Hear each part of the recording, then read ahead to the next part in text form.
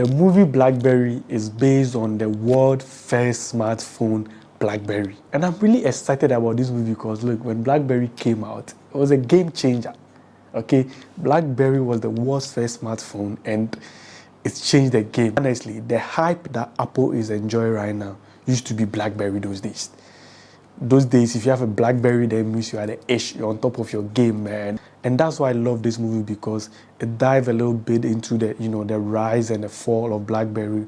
Because all of a sudden, BlackBerry stopped coming out. I think somewhere 2013, BlackBerry stopped coming out. Nobody knew what happened, even though we had one or two stories here and there. But this movie dives a little bit deep into what actually happened to BlackBerry and why the world's first smartphones stopped coming out, they stopped producing it, the company collapsed. This movie dived deep into it. The film is loosely adapted from Jackie McNish and Sean Seacove's book, Losing the Signal, the untold story behind the extraordinary rise and spectacular fall of BlackBerry. I like how the film starts off, showing the two struggling owners of Research in Motion, Mike Lazaridis, the man who's actually the brain behind the birth of BlackBerry, and his friend, Douglas Friggin, running like two unprepared college students who are late for their exams into the office of bossy, unethical, and smart Jimmy Basley, who would later become part owner of Research in Motion, RIM, the company that originally owned BlackBerry. The movie BlackBerry is pretty much informative, educating us on how rigid the telecommunication industry used to be in those days, with big telco companies like Bell Atlantic, now known as Verizon, thought it's almost impossible to have emails, texting, and calling on one telecommunication device because of the cumbersome network it required. Then Research in Motion came in with BlackBerry to show it's possible, revolutionizing the start of the smartphone era, and how the director captures this narrative in a motion form. It's pretty much fascinating and amazing. BlackBerry is directed by Canadian filmmaker Matthew Johnson, who also starred in the film as Douglas Friggin. And honestly, I enjoy his acting than his directing, because I expected the movie to dive a little bit deep into the start of Research in Motion before Jim Basley coming in and the introduction of BlackBerry, okay? But it seems Matthew only scratched the surface stories of the spectacular fall of BlackBerry to make this film. Yet in all, BlackBerry is a fantastic movie that gives you a glimpse into how the world's first smartphone went from making 45% of the cell phone market to 0% in present day.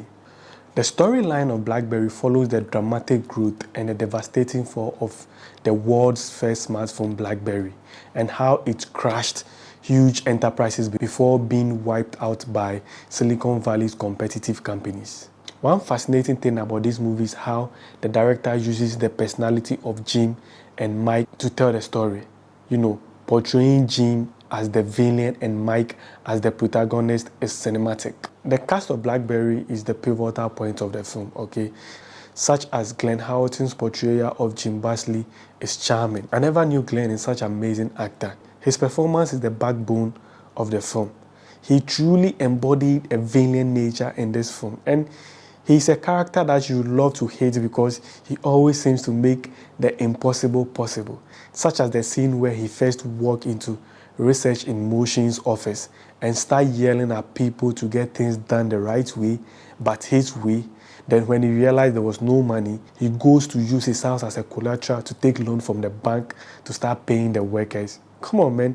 He's a character that will get you split when you're watching the film. Jay Baruchel's portrayal of Jim Basley was a bit amazing, but I felt like he was a bit missing in action, despite being the lead character. And Matthew Johnson as Douglas Friggin, he was amazing. He was the only character in the movie that kind of brought the comedic flair to it, even though he wasn't that much funny in the movie, but he had a comedic flair, and I love his character as well. He's amazing. BlackBerry treats you with a provocative dialogue that immerses you into the movie, and as soon as you start hearing some of the conversation between Mike and Jim, you want to react because of its rawness and realism.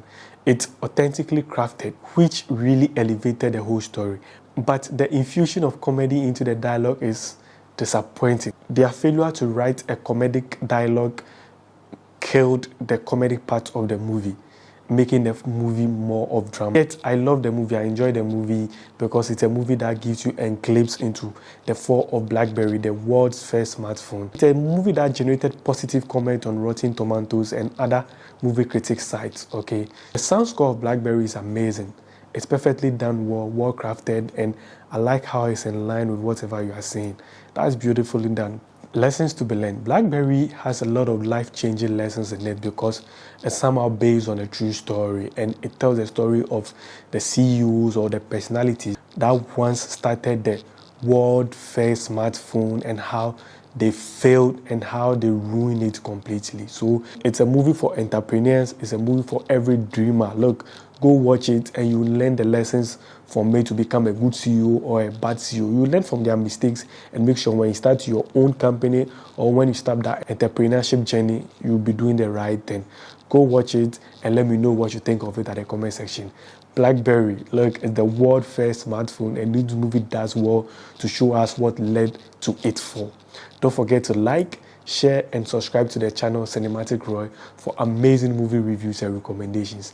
And always remember, your life is a movie and you are the creator of your story.